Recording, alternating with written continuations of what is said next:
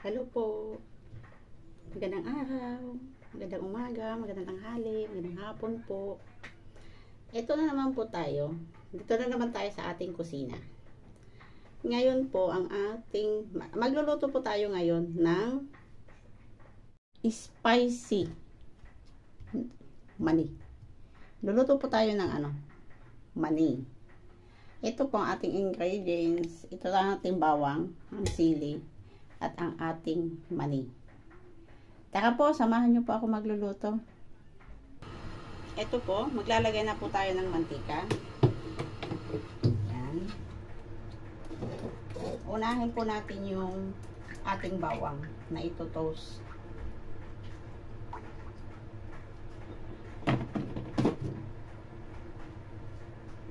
Yan, nalagyan na natin ng mantika. Lalagay na rin po natin yung bawang. Kailangan po hindi mainit yung mantika natin.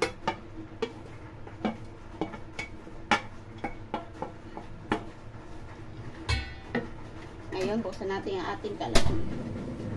Ilagay lang po natin sa pinakamahinang apoy para hindi mabibigla yung bawang. Kasi kailangan hindi mainit yung mantika pag inilagay na natin yung bawang para hindi mabigla ang pagkaluto. Para maluto siya ng maigi.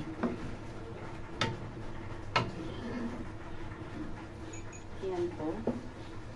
Ang ating bawang. Lulutuin lang natin siya.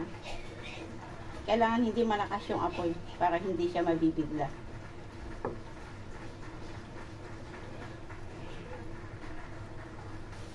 Yan po. Para pantay-pantay po yung pagkakaluto. Haluin lang natin siya. Yan. Hanggang sa matostod. Ito-toast naman. Magiging crispy siya.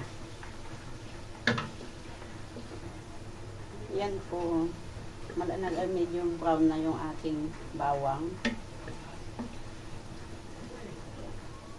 Haluin lang po natin para pantay-pantay yung pagkakaluto.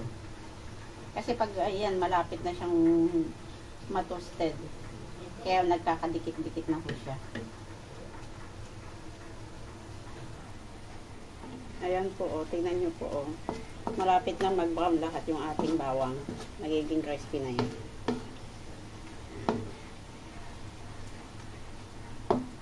Hindi pa na lahat. Kaya mga 1 minute pa po.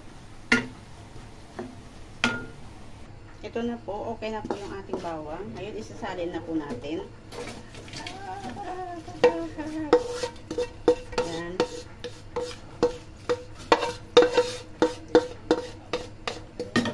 Ito po yung ating prinitong bawang. Ngayon po, ibabalik natin yung mantika. Yan.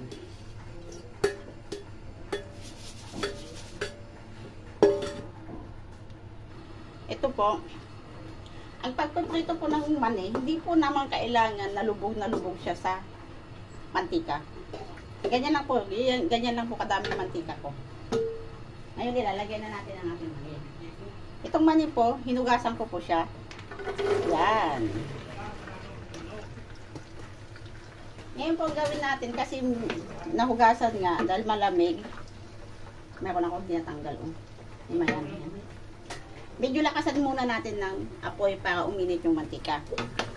Pero pag mainit na po siya,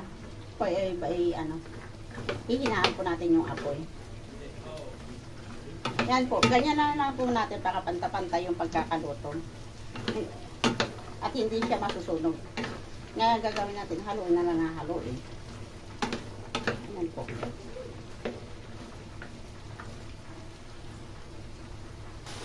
Ayan po, kumukulo na siya.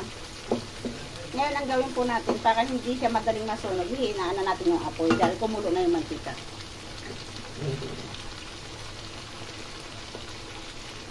Ayan na, hinaan na.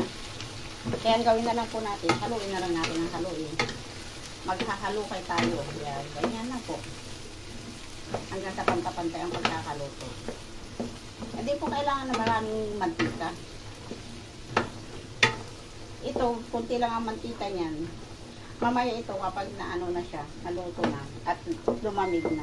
Hindi na siya yung mamantika.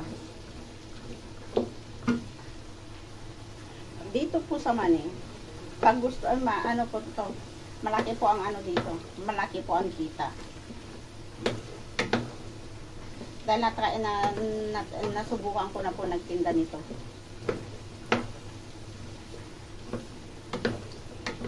Kapag marunong ka po, nasa kalahati po yung kita nito.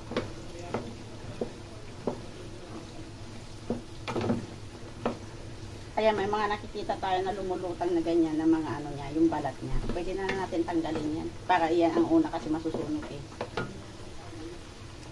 Yan po, habang nagluluto tayo, pwede natin tanggalin yung mga ano, balat. Yan. Kasi madaling masunog yan.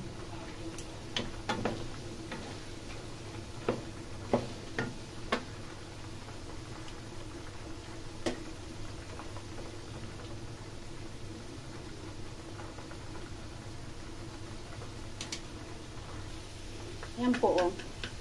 Pakinggan nyo po oh. Ganyan po ang tunog niya oh, kapag ano. Paano na siya, paluto na. Yan.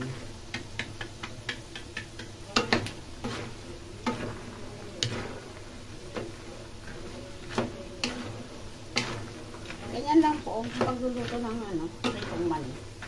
Hindi kinakailangan na masyadong maraming mantika.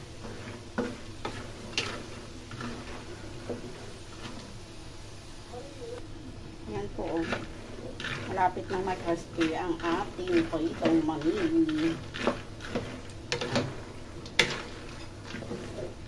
Ang pagluluto po nitong mani, tiyagaan lang po. Para pantay-pantay ang ano, pagkakaluto. Tiyagaan sa paghahalo. Haluin ng haluin. Yan lang po. Kasimple. Ayan po. Luto na po ang ating pritong mani. Ngayon po, yung gagawin na natin, sasalain na natin yung mantika. Kaya o yan po. Sasalin na natin. Panik. Ayan. Ayan. Lipat natin.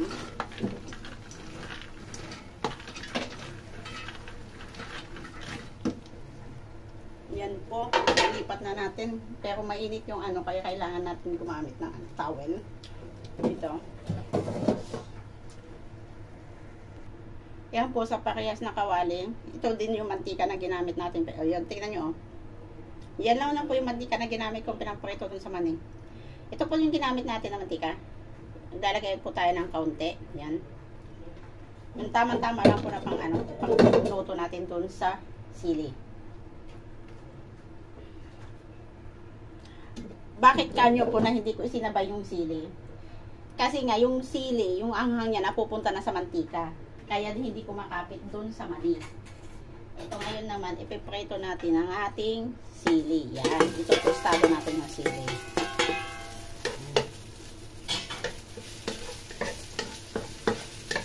Gawin natin tostado yung sili natin.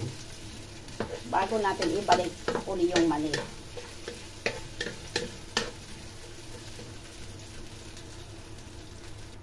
Yan po, para yatang kulang yung sili natin, magdadagdag pa tayo ng dalawa. Gupitin na lang natin yan.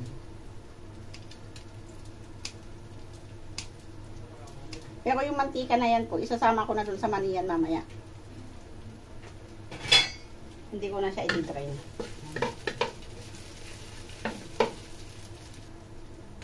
Yan po. Ito, toasted lang natin yung sili. Masakit na sa ano, ilong. Baka mahatsing ako dito eh.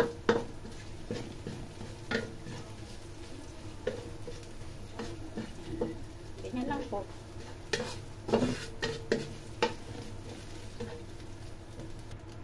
Ayun po, naluto na, toasted na yung ano, bawang, ano, sili natin, aside ko na po. Ibabalik natin ngayon yung mani. Yan.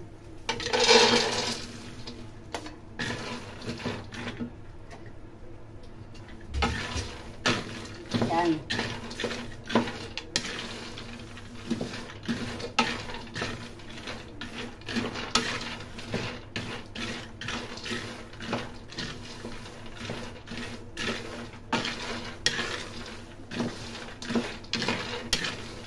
Lagyan na rin natin ang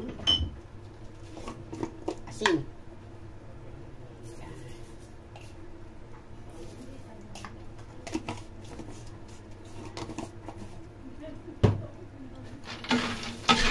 Para dumikit yung asin dun sa mantika. Yan po.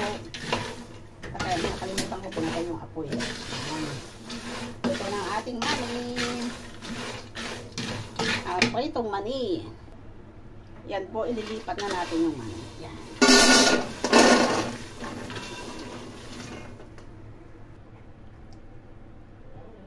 Ito na po ang ating crispy mani.